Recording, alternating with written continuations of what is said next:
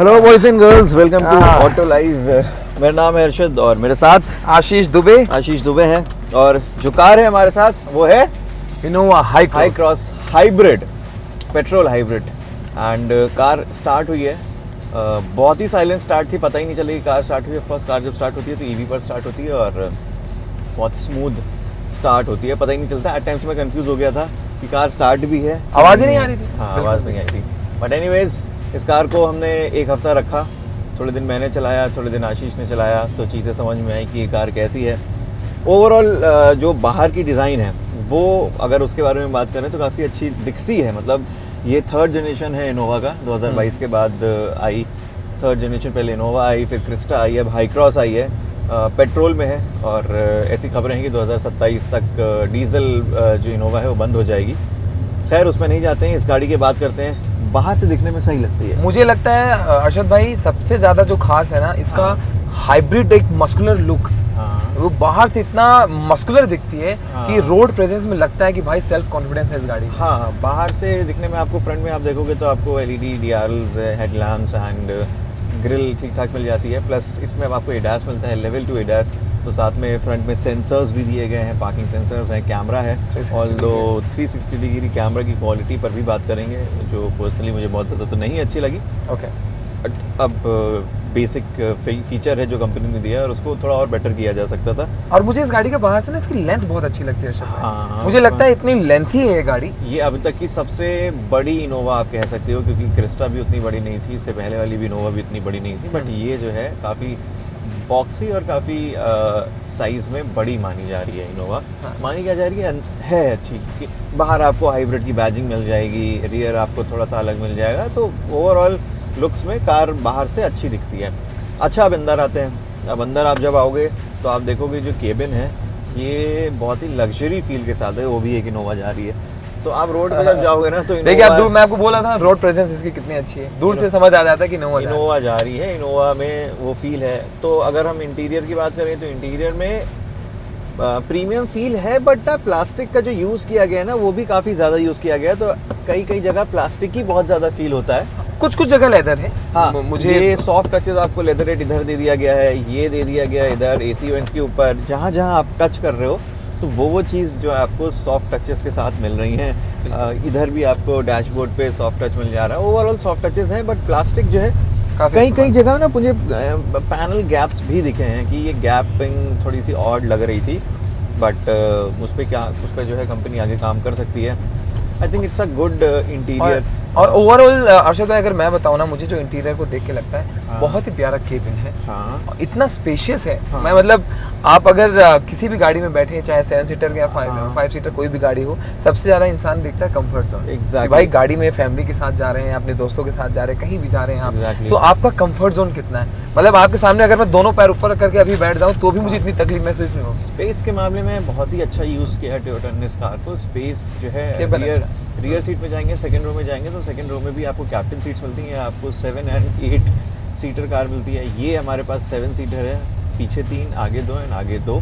उस हिसाब से कॉन्फ़िगरेशन है। जो सेकंड रो है मुझे लगता है कि वो सबसे बेस्ट है। कैप्टन सीट्स आपको मिलती हैं, यहाँ पे आर्मरेस्ट है, बीच में एक ट्रे भी दी गई है आपको। साथ में जो सीट है वो बहुत अच्छी तरीके से पीछे रिक्लाइन हो जाती है। आपको लेग रेस्ट के लिए भी आगे एक बटन मिलता है जो आप अपना लेग रेस्ट भी आगे एक्सटेंड कर सकते हो। एंड बहुत कंफर्टेबल ड्राइव के लिए अगर आप शॉफर ड्रिवन कार चला रहे हो, अगर आपका शॉफर है मैं वही बोलने वाला था कि अगर आपके पास आप सच में एक ड्राइवर रखकर गाड़ी चलाने का शौक रखते हैं तो आपको पीछे बैठ के लग्जरी फील आता है। और वो कंफर्ट जोन, जैसे मैं आपको थोड़ी देर पहले देख भी रहा था, आप बैठे थे जब, तो वो मुझे लग रहा था कि यार थोड़ा एक और इनोवा। रोड प्रेजेंस की बात है इसकी, एक तो नाम ही जो है चलता है इनोवा जा रही है। तो एक चीज़, और दूसरा जब मैं इंटीरियर की बात करते हैं ना अर्शद भाई, मुझे एक चीज़ बहुत अच्छी लगी इस गाड़ी में, वो ये कि स्पेस तो हमने बता ही दिया कि स्पेस बहुत अच्छा ये है वो है। दूसरा यहाँ पे जो डैशबोर्ड है, डैशबोर्ड के सामने जहाँ पे लोगों को सामान रखने के लिए एक बॉक्स मिलता है, केबल मिलता है ये।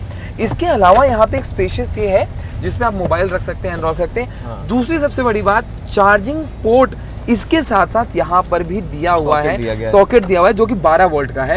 तो 12 वोल्ट का सॉकेट, मतलब आपका फोन ऊपर आराम से चार्ज हो जाएगा। एंड सेकंड रो में भी आपको USB पोर्ट्स मिल जाएंगे। थर्ड रो में भी आपको एक सॉकेट मिल जाएगा जहाँ पे आप चार्ज कर सकते हैं, कुछ स्पेस मिल जाती है वहाँ पर भी। तो थर्ड रो तक का भी ध्यान रखा गया है कि आप थर्ड रो में बैठ रहे हो तो थर्ड रो में भी कोई दिक्कत आपको महसूस ना हो। नहीं होने वाली तो है। सेकेंड रो जो है वो बेस्ट है, उससे वो सबसे कंफर्टेबल है। और अगर बूट स्पेस की बात करें तो कार में अगर आप सारी सीट्स फोल्ड नहीं करेंगे और सारी सीट्स ऊपर हैं तो भी आपको 300 लीटर का बूट स्पेस मिलने वाला है, जो कि बहुत ज़्यादा तो नहीं है। आप एक आध बैग आ जाएगा। अगर आप सोच रहे हो कि आप इसमें 7 या 8 लोग लेके चलोगे एंड सबका लगेज आ जाएगा, तो वो नहीं होने वाला है।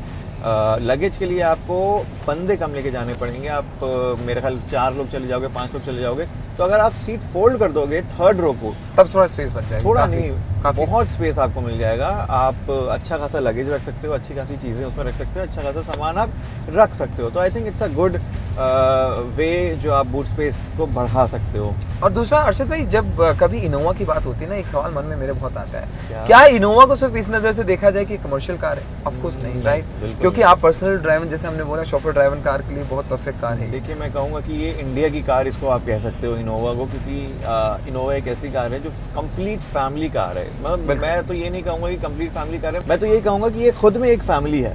तो हाँ। वो इनोवा के अंदर मुझे देखने को मिल जाता है कि सब कुछ है। मतलब it's a complete family car. आपको इसमें अब सनरूफ भी मिल रही है, Panoramic panoramic sunroof मिल sunroof जाता मिल गया, है। जो अभी हम नहीं खोलेंगे क्योंकि गर्मी बहुत हो रही है। बी रोल्स में आप देख लेंगे। वो पहले होता था यहाँ पे एसी इवेंट्स मिलते थे आपको, जो जनरली इनोवा आपने देखी होगी पहले, क्रिस्टा वगैरह, तो उसमें आपको यहाँ पे सेंटर में एसी इवेंट्स मिलते थे। बट अब सनरूफ दे दी गई है तो आपको साइड में एसी इवेंट्स दे दिए गए हैं। और एसी की बात करें, भाई एसी भी अच्छा है। हाँ, मतलब मुझे तो हाँ। इतनी गर्मी है, 45 डिग्री के ऊपर है टेम्परेचर इस वक्त, तब भी मुझे नहीं रियलाइज नहीं हो रहा इस गाड़ी में बैठने के बाद कि बाहर की गर्मी अंदर थोड़ी भी आ रही है। एसी अच्छा खासा जो है टेम्परेचर को एकदम डाउन कर रहा है, एकदम बढ़िया रहा है। अच्छा, इसका जो कैमरा है, रियर हाँ। कैमरा, वो मुझे नहीं अच्छा लगा। इस स्क्रीन की रेजोल्यूशन मुझे नहीं अच्छी लगी। मैं मतलब जब मैं इस बटन को दबा भी रहा हूँ अर्शद भाई, तो मुझे लगता है 360 डिग्री कैमरा जो ये व्यू है ना, हाँ। हल्का सा ब्लरी है।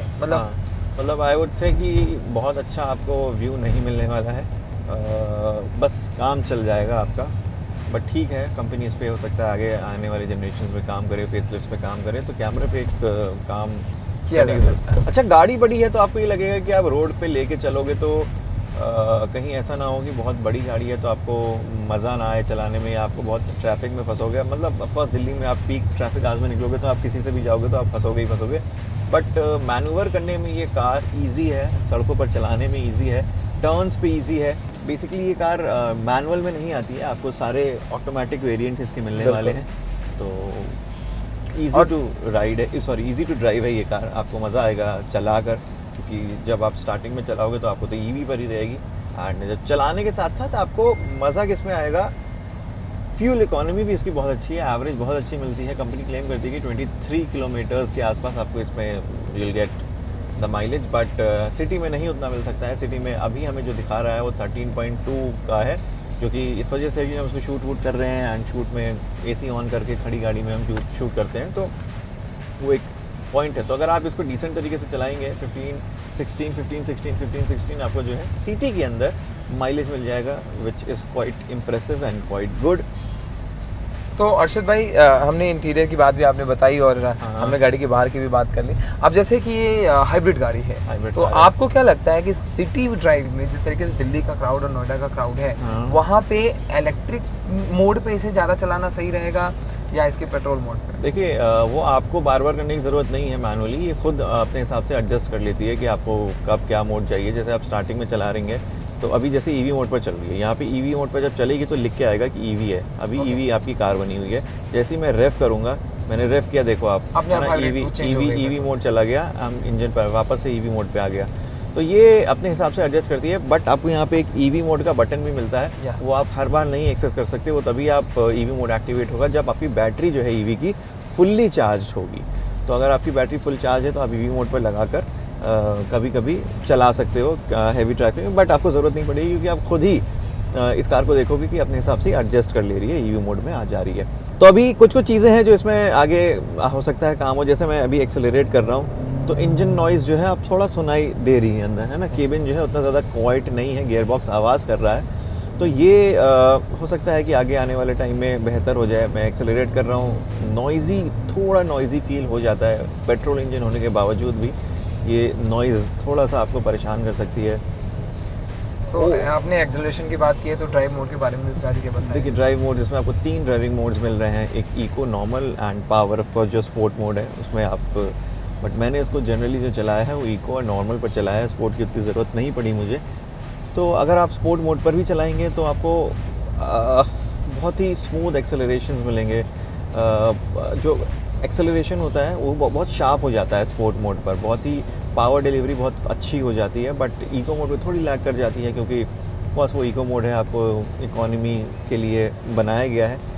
तो ये इनोवा का ओवरऑल अच्छा। स्पीकर्स इस कार के मुझे लगता है कि बहुत अच्छे हैं। JBL के स्पीकर्स दिए गए हैं and they're really good, unless and until आपको बहुत ज़्यादा कीड़ा हो अंदर कि भाई मुझे वो प्रॉपर गाड़ी को एकदम डीजे बनाना है, तो आफ्टर मार्केट करा लो आप। बट उसके अलावा अगर आप देखोगे तो इट्स रियली गुड, बहुत ही अच्छा डीसेंट के साथ साथ कभी आप दोस्तों के साथ में निकलो ना तो बिल्कुल वो रियलाइज नहीं हो रहा कि यार बड़ी गाड़ी है और स्पीकर कहीं लैग कर रहा है, कहीं लैग कर रहा है। ऐसा कहीं पर भी देखो, मैं टर्न ले रहा हूँ एंड इट्स रियली स्मूथ, बहुत कोई एक्सर्शन महसूस नहीं हुआ मुझे, कुछ नहीं अंदर फील होता है। तो एडास भी अच्छा है। एडास के जो फीचर्स हैं वो सेफ्टी फीचर्स भी बहुत सारे इसमें दिए गए हैं। 6 एयर बैग्स हैं एंड जो सारे फीचर्स हैं आपको अभी स्क्रीन पर आपके दिख जाएंगे। एंड एडास भी बहुत ही इंडिया कंप्लायंट है, इंडिया के हिसाब से एडास बना हुआ है। तो बहुत एडास प्रैक्टिकल एडास है, ये नहीं कि सिर्फ एडास दे दिया गया है एंड आप चला रहे हो। तो ये कुछ चीज़ें हैं जो इस कार के अंदर है। इंस्ट्रूमेंट क्लस्टर भी इसका ऐसा कोई बहुत अलग नहीं है, इट्स वेरी बेसिक।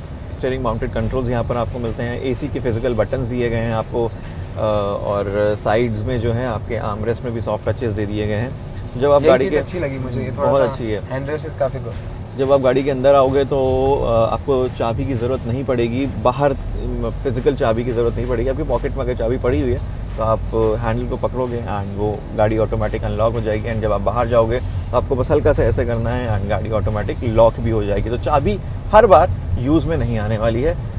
छोटे छोटे फीचर्स जैसे ये देखो, ये कप होल्डर जो दिया गया है, ये बहुत ही क्यूट सा कप होल्डर है। मुझे पता नहीं था, पता नहीं एक दिन बस गलती से हाथ लगा तो मुझे पता चला कि अच्छा यहाँ पे कप होल्डर भी दिया गया है। हाँ, मतलब आप कुछ पीते समय कुछ रख सकते हैं। हाँ, तो ऊपर आप देखोगे तो ये एम्बिएंट लाइट भी आपको दिख जाएंगी यहाँ पे।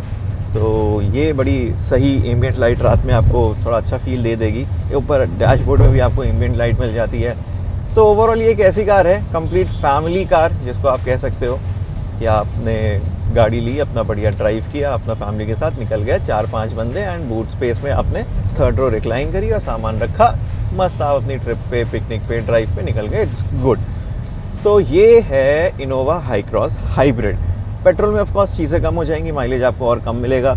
प्राइजेस की बात कर रहे हैं तो 18 पॉइंट सम लाख से शुरू होती हैं एंड 31-32 के आसपास ये कार आपको टॉप एंड वेरिएंट में मिल जाएगी। एक शोरूम अलग अलग शहर, अलग अलग एरिया के हिसाब से प्राइसेस वैरी कर सकते हैं।